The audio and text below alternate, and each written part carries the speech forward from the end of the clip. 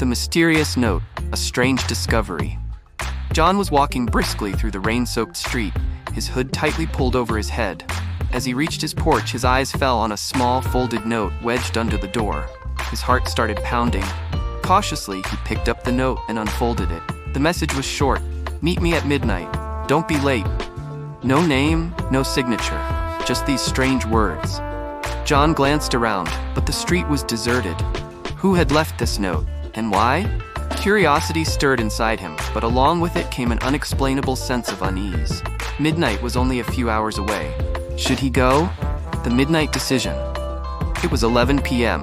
The note was still in John's hand, and his mind was racing with thoughts. Finally, he made up his mind. He had to go. He put on his jacket, slipped a small knife into his pocket, and quietly stepped out of the house. The street was empty, clouds covered the sky, and the cold night air carried an eerie silence. The note mentioned the time, but not the place. Suddenly, at the corner of the street, he noticed a shadow. John took a deep breath and cautiously walked forward. "You finally came," a low voice spoke. John froze. In front of him stood a man, his face hidden in the shadows. "Who are you? Why did you leave this note?" John asked, his voice firm. The man slowly lifted his face, and John's eyes widened in shock. It was his childhood friend, Adam, who had disappeared years ago. "Adam, you were supposed to be dead." John's voice trembled. Adam looked around nervously, then whispered, "Not here. Follow me." The mysterious revelation. Adam led John to an old abandoned building. Inside, on a dusty table, lay a secret file. "Look at this," Adam said, opening the file.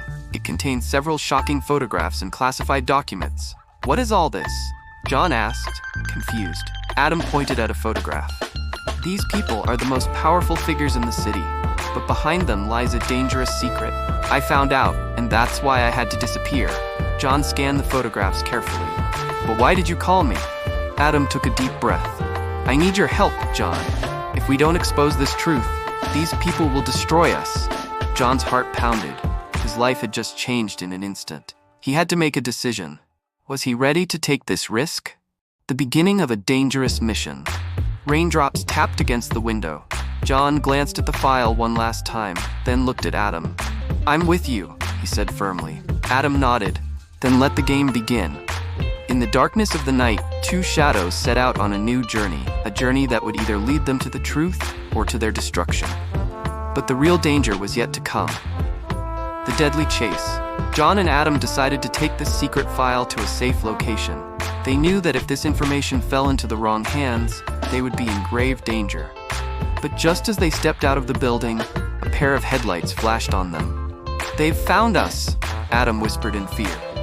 John turned around. Three men stepped out of the car, their weapons gleaming in the darkness. "Hand over the file," a cold voice ordered. John and Adam exchanged glances. Could they escape? Could they fight? And then suddenly, a gunshot rang out. A narrow escape. The gunshot echoed, and for a split second, time seemed to stop. John and Adam dropped to the ground. The bullet had hit the wall behind them. "Run!" Adam yelled. Without wasting a second, John shoved the file into his jacket, and the two darted into the darkness of the street. Behind them, footsteps pounded. The men were chasing them. They ran into an old warehouse. Outside, car doors slammed, and voices shouted. The enemies were closing in. "Is there another way out?" John panted. Adam hurriedly opened a hidden door. "This leads to an underground tunnel. We can use it." Both of them slipped inside. The tunnel was damp and dark, the air thick with tension. Behind them, the voices of their pursuers grew distant. They had escaped, for now. The new mission. Emerging from the tunnel, they found themselves in a deserted area. They were safe, but the war wasn't over yet. "We have to get this file to the media," Adam said. "If the truth goes public, they won't be able to stop us." John nodded. "Yes, but we have to be careful. These people will do anything to silence us." In the shadows of the night, the two men made a pact. This was no longer just a mystery. This was a mission. The story wasn't over. It had only just begun. The battle for truth. John and Adam took the file to their old friend Mark, an investigative journalist.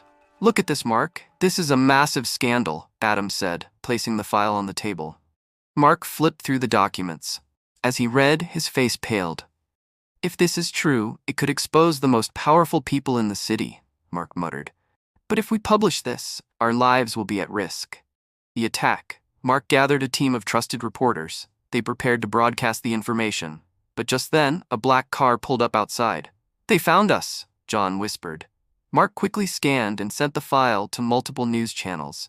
"It's too late now. They can't stop the truth." The door burst open and 4 masked men stormed in. "Hand over the file," one of them growled. Mark smirked. "You're too late. The world already has it." Just then, police sirens wailed. The masked men panicked and tried to escape, but officers stormed in and arrested 2 of them. The truth prevails. The next day, every news channel was covering the story. The city's most powerful criminals were being exposed. The truth was finally out.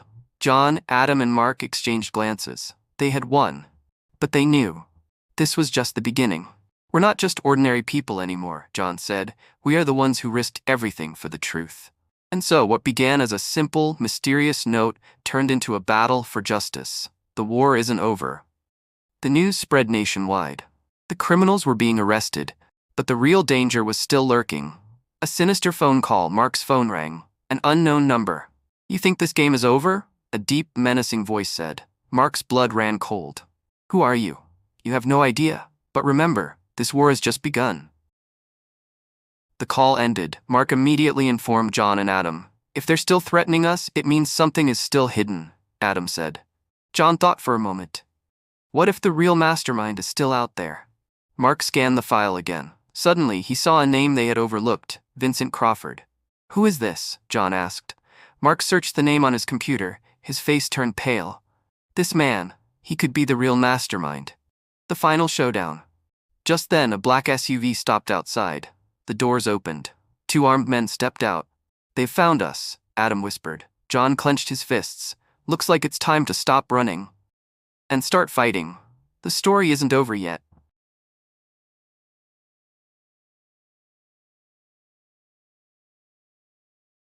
Story is to be continued in next episode.